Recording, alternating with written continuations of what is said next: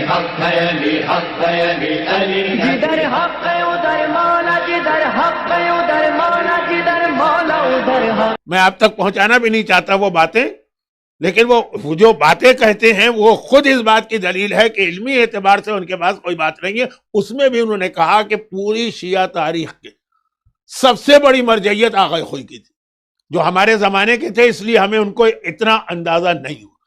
اپنے زمانے کی شخصیت کی معرفت حاصل کرنا مشکل ہوتا ہے زمانہ گزرنے کے بعد۔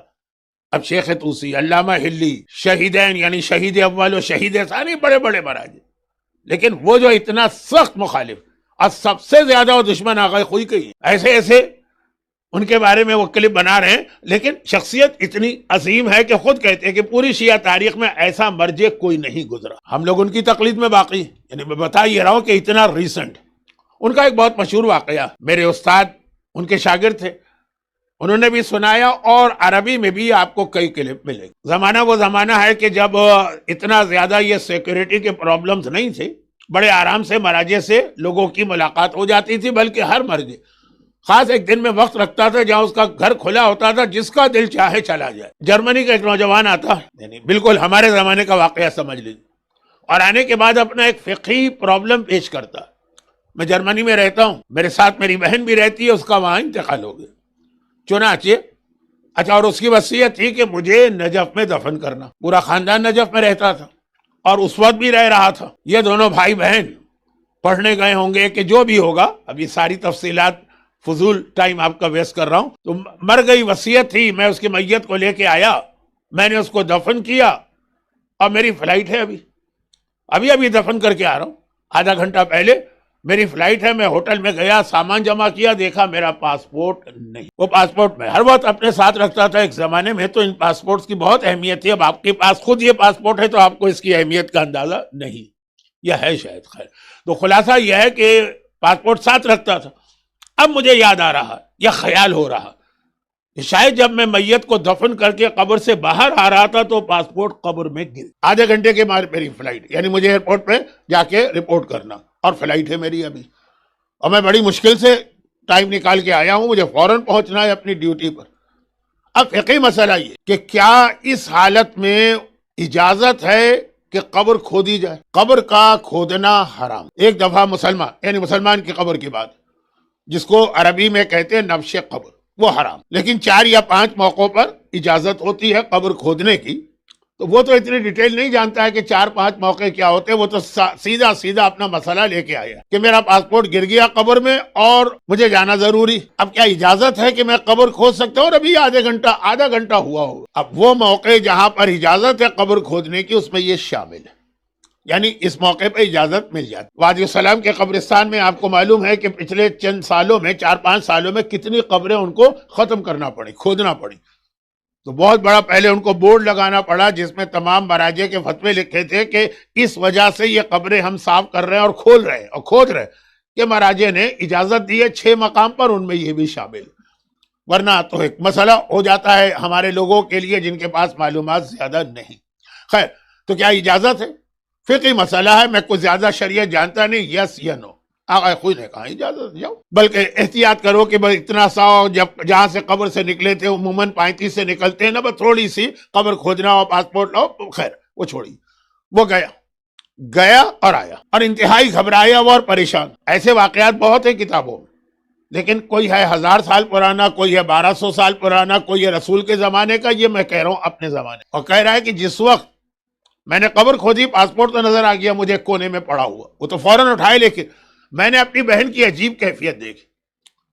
پوری قبر تو نہیں کھودی تھی، تو پورا جسم تو نہیں تھا، لیکن میں نے دیکھا اس کا پورا کفن جلا ہوا ہے، اور جو اس کی ٹانگیں وغیرہ جہاں تک کھلی تھی وہ سب آگ میں جلی ہوئی ہیں، اور لگ رہا ہے کہ یہ آگ اس کے جسم کے اگلے حصے کو بھی جلا رہے۔ اب میں حیران، ابھی آدھا گھنٹہ بھی نہیں ہوا ہے اس کو دفن کیے، اور اس حالت میں جلدی سے قبر بند کر کے آیا، کیا وجہ ہوگی؟ اب کوئی تفصیل نہیں، کوئی اور بات نہیں۔ آغا خوئی نے تھوڑی دیر سوچا، اس کے بعد کہا کہ کہیں تیری بہن بے حجاب تو نہیں تھی؟ اب جس زمانے کی بات ہو رہی ہے، اس وقت تو یورپ میں واقعاً جو مسلمان عورتیں آتی تھی وہ سب بے حجاب ہوتی تھی، آج بھی ہوتی ہوں گی، لیکن پھر بھی آج کچھ حجاب آ بھی گیا، اور کافی حجاب تو شاید دسمبر کی سردیوں کی وجہ سے بھی آ جاتا ہے، وہ ایک الگ چیز ہے۔ تو کہا کہ بے حجاب تو نہیں ہوگی، نوجوان نے کہا وہ بے حجاب تھی، جرمنی میں تھی، یونیورسٹی میں پڑھ رہی تھی، اس زمانے میں 40 سال پہلے حجاب کا تصور بھی نہیں تھا یورپ میں، لیکن آپ کو کیسے پتا؟ کہا جو تو نے عذاب بتایا اور عذاب کی جلدی بتائی۔ نارملی یا یوزولی یا جنرلی یہ ہوتا ہے کہ میت کو دفن کرنے کے بعد 1 رات تک کی مہلت ملتی،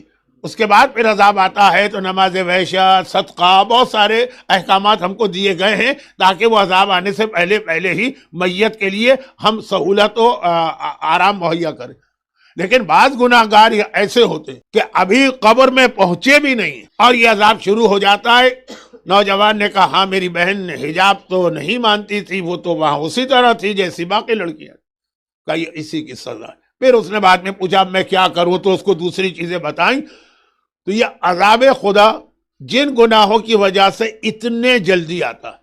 اب یاد کیجئے ایک اور واقعہ جس کا اس سے کوئی تعلق نہیں، وہ دوسرا گناہ، سعد ابن معاذ جیسے صحابی کو رسول نے اپنے ہاتھ سے دفن کیا، اپنے ہاتھ سے۔ جنگ خندق کے حالات تو آپ نے بہت سنے، لیکن شاید یہ بہت کم سنا ہوگا کہ خندق کی لڑائی میں صرف 1 مسلمان شہید ہوئے، اور وہ سعد ابن معاذ، بہت عظیم صحابی ہیں۔ حالات بتا کے میں موضوع کو بدلنا نہیں چاہتا، فوراً شہید نہیں ہوئے تھے، ایک تیر لگا تھا، رسول نے مسجد النبوی میں اسپیشل ٹینٹ ان کے لیے لگایا اپنے حجرے کے سامنے، اور رفیدہ جو مدینے کی مشہور نرس تھی اس سے کہا کہ صبح و شام آ کے اس کی مرہم پٹی کیا کرو، اور وہیں پہ ان کی موت ہوئی، سعد ابن اپنے ہاتھ سے دفن کی۔ اور یہ وہ عظیم صحابی ہے جس کے لیے ایک ایسا جملہ مولا نے ارشاد فرمایا کہ بس اس کے آگے تو کسی کی فضیلت بیان ہو ہی نہیں سکتی۔ مولا نے کہا کہ اگر سعد زندہ ہوتا، جب، اب یہ الفاظ میرے ہو جائیں گے، اگلا جملہ، جب شہزادی پہ یہ مظالم ڈھائے گئے، اگر سعد زندہ ہوتا تو مجال تھی کسی کی کہ ہمارے خاندان پہ یہ ظلم ڈھاتا اور ہمارا حق چھینتا۔ علی کہہ رہے جو خود مشکل کشائے عالم ہے، لیکن بعض چیزیں ایسی ہوتی ہیں کہ جو خود پارٹی ہوتی ہے وہ نہیں بول سکتی۔ سعد ابن معاذ ایسی بھاری بھرکم شخصیت تھی، ایسی مانی ہوئی کہ مولا فرما رہے ہیں کہ یہ اگر زندہ ہوتا، یہ تو جنگ خندق میں شہید ہو گئے۔ اور واقعات جو کل آپ نے مصائب سنے، زندگی بھر سنے ہیں، وہ خندق کی لڑائی کے 6 سال بعد کے۔ سعد زندہ ہوتا تو مجال تھی کسی کی کہ ہمارا حق غصب کرتا اور ہمارے گھرانے پہ ظلم کرتا، ایسی شخصیت۔ لیکن ابھی اللہ کے رسول انہیں دفن کر کے بقی سے نکلے بھی نہیں ہیں اور عذاب خدا آنا شروع ہو گئے۔ تو چند گناہ ایسے ہیں جن کا عذاب اتنے جلدی آتا ہے کہ نہ ہمیں نماز وحشت قبر پڑھنے کا موقع ملتا، نہ مرنے والے کے لیے صدقہ دینے کا موقع ملتا، اور عذاب شروع ہو جاتا ہے۔ اس میں سعد تھے، سعد کا مسئلہ بہت مختصر، ڈومیسٹک پرابلم، وہ پھر ایک الگ موضوع ہے، اگرچہ شہزادی کی سیرت میں یہ موضوع بہت اہم ہے، لیکن چونکہ ان 5 مجالس میں میرا موضوع یہ نہیں بن پا رہا ہے، ویسے بہت اچھے تھے لیکن ذرا بیوی کے بارے میں اتنے اچھے نہیں تھے، وہ اپنی جگہ۔ اور یہ حجاب، شہزادی کونین، اچھا دونوں کے بارے میں شہزادی کی روایتیں موجود ہیں، شوہر اور بیوی کے حوالے سے بھی کیسے ریلیشن ہونا چاہیے، لیکن میں نے کہا یہ بالکل الگ موضوع ہے، بہت اہم۔ شاید میں نے ریڈنگ میں بھی یہ بات کہی ہو اس سے پہلے کہ میں 2 سال پہلے جب کینیڈا گیا تھا تو پھر ایام ازاں میں نا، تو ایام ازاں کے اندر تیاریاں شروع ہو جاتی ہیں صاحبان ایمان کے یہاں کہ جیسے ہی ایام ازاں ختم ہوں گے پھر شادیاں ہوں گی، 2 مہینے 8 دن لوگ شادیاں روک کے رکھتے ہیں، اس کے بعد ایک سلسلہ آتا ہے۔ تو اب جتنی شادیاں ہوئیں مثلاً 100، اگلے سال ایام ازاں میں گیا تو اس میں سے 60 کی طلاقیں ہو گئی، 1 سال بھی نہیں ہوا ہے۔ اور اس کثرت کے ساتھ یہ آگ دنیا میں پھیلتی جا رہی ہے کہ اور تو اور ابھی میں کراچی اور لاہور گیا تو وہاں میں نے دیکھا بھرے پڑے ہیں وہ کیسز کے جہاں پہ طلاق طلاق طلاق چاہیے۔ الحمدللہ ہم اہل بیت کے ماننے والے نہیں، یہ میں نے کیوں کہا؟ کیونکہ یہ جو میں نے 3 بار طلاق کہا، اگر کسی اور فرقے کے ماننے والے ہوتے میری بیوی کو وہاں طلاق ہو جاتی، 3 بار اگر میں نے مثال کے طور پہ بھی لفظ طلاق طلاق طلاق کا، وہ طلاق پڑ جاتی۔ لیکن الحمدللہ ہم اہل بیت کے ماننے والے ہیں جہاں ایسی اٹھ پٹانگ یا نانسنس باتیں نہیں ہوتی۔